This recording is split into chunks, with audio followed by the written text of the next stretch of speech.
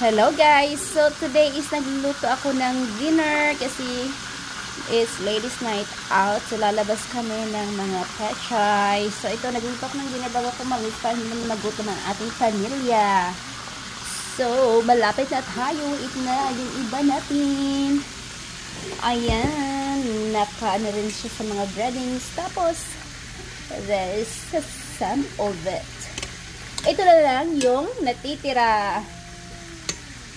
And then, of course, nandito yung ating fries. Frozen yan. Dapat, guys, pag nagpipito kayo is frozen yung fries para na ano nyo yung mga wisik-wisik. Joke. Ayan, fresh fries. And then, fried chicken wings. So, itong ano natin, itong breadings natin is, minix-mix ko lang siya. Ano ba nilagay ko dito? So, slap ya mama. Ipakita ko sa inyo guys. So, ito, slap ya mama. Tapos, black pepper, flour. Tapos, nilagyan ko siya ng magic syrup. Tapos, red chili pepper. Tapos, of course, may, hindi ko na siya nilagyan ng chili flakes. Guys, so, yan lang siya. Tapos, tatapusin ko lang to. Alright guys, so I'm gonna take the chicken wings from the frying pan. Then I'm gonna continue the rest of the chicken.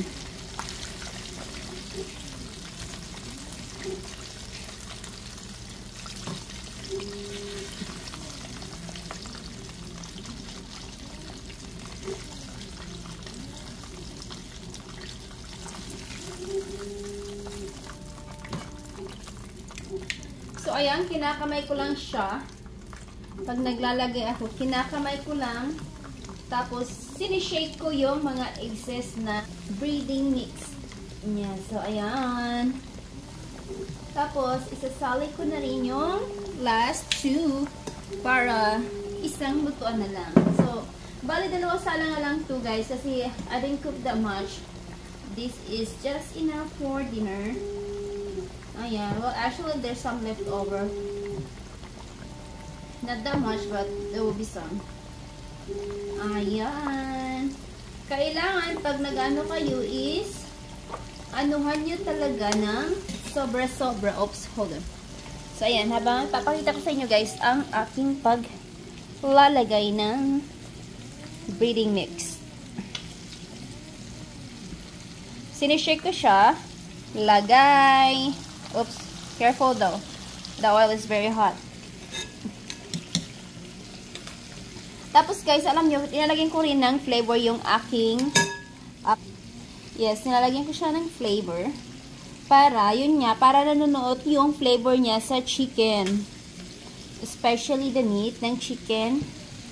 Kasi sometimes, diba, minsan pag especially before, pag nagpiprito ako, yung flavor is nasa, ano lang, nasa skin lang. After that, you pass by the skin and very blend na yung taste.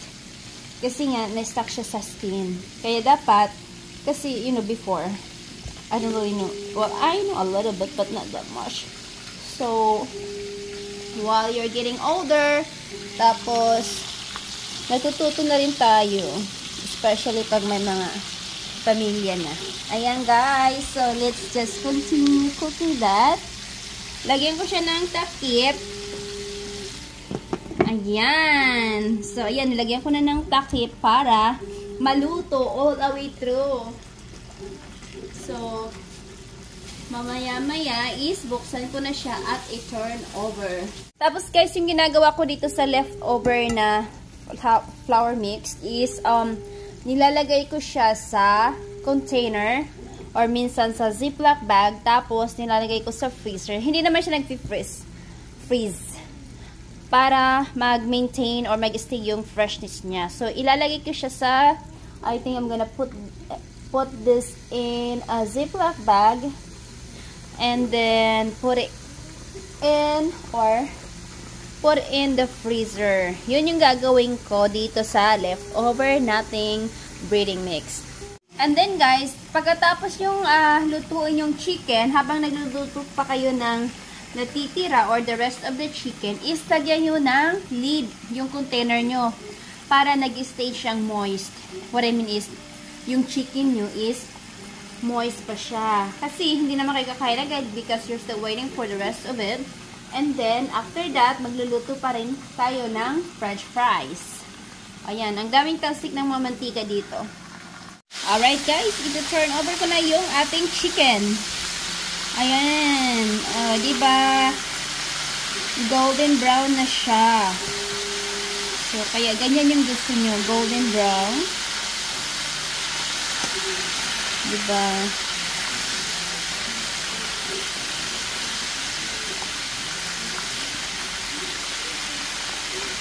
Ayan.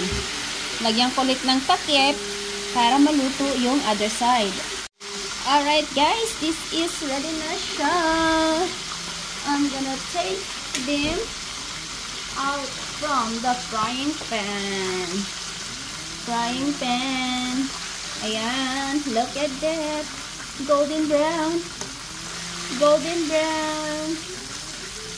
Just like me, golden brown. Alright. Golden brown. Yan yung gusto natin. Yung golden brown na kulay. Okay guys, so what I'm gonna do is I'm gonna use the same oil for my french fries. Okay, it doesn't matter. That's just how we do it. Ayan. Diba, nakatipid na tayo sa ating dinner today.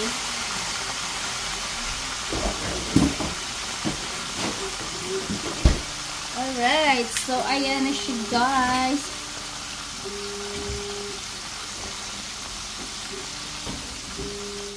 Alright guys, so yun talaga guys, so pag nilagay mo to, yung french fries, kasi nga frozen siya, is mag-ano talaga yung oil mo, magaganyan. So hihina kasi nga diba, very cold. Kaya kailangan yung oil mo dito is very hot or nasa pinaka highest ng highest heat.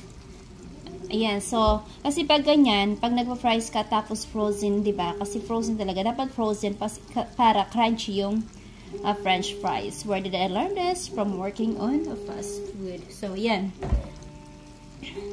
That's how we do frozen fries. Para tapos alam mo yun yung ano yung oil niya. Parang tumatalsik-talsik na nakakatakot. Yun. Yun na yun.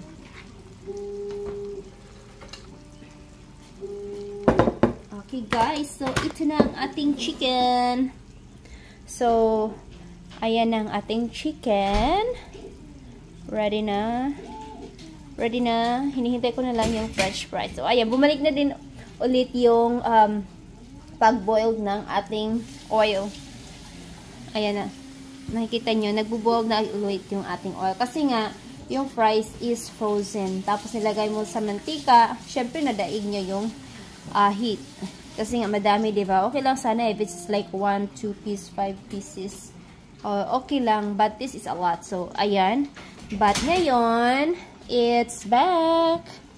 There you go. It's not so much, pero it's getting there. Getting there. Ayan na. So, itatabi ko muna ang ating chicken while we are waiting for the fries.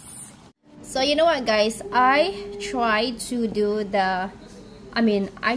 cook egg outside kasi nga, diba, it's very hot. It's very trending in the Philippines right now. Yung magluluto ka sa labas by using only the sun because it's too hot. So, tinry ko dito but hindi nag-work kasi nga, dito is mainit but it's cooler. Kasi may hangin siya. Hindi tulad sa Pilipinas is mainit talaga as in super hot. Over here, may hangin. Kaya hindi siya nag-work. I was so disappointed. But you know what? That's okay. Siya pala guys, pag nagluluto ako ng fries, ito muna yung ginagamit ko kasi if I'm gonna use the tongs, ay minsan is na pipinch natin siya or ano ba yun? Napipick up natin siya tapos masisira yung fries. Pero hindi naman maiwasan na masira yung fries, diba? Kasi that's part of the cooking process. But you wanna avoid doing that by using this silicone spatula. So, ayan. Ganyan lang siya. Tapos, wait na lang tayo. Dito guys is, pag magluto ka, talagang makakatipid ka. Let's say you are big family. Kasi kami medyo malaking family.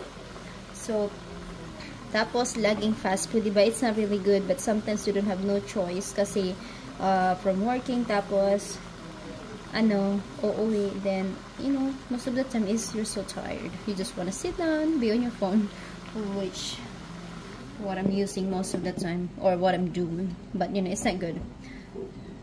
So if you have a time, mag-cook ka rin, diba, para tipid na, and then alam mo pa kung what's on your food, diba, kasi pag nagluto ka, just like this one, let's see, we get this from the fast food.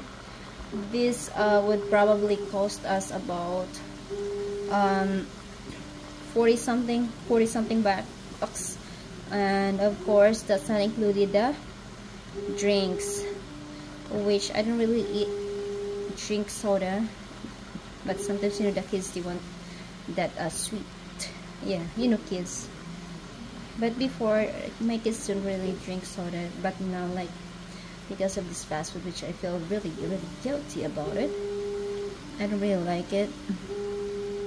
That's why you try to cook at home para water is healthy, and of course bigyan mo na rin ng milk kasi yun lang naman. Ayun guys, so lulutuin lang natin yung french fries, and then we are ready to eat our dinner. Alright guys, I think the fries is ready. Ready na siya. Turn the heat off. Ito na nga pala yung lalagyan ko para madaling lagyan ng salt. So, yan siya. So, ilagay na natin. Ayan, napaka-crunchy ng fries. Tapos, kailan pag magluto kayo ng fries, eat it right away. Kasi pag old na siya is sagi na. Maganda pa ganito is crispy or crunchy.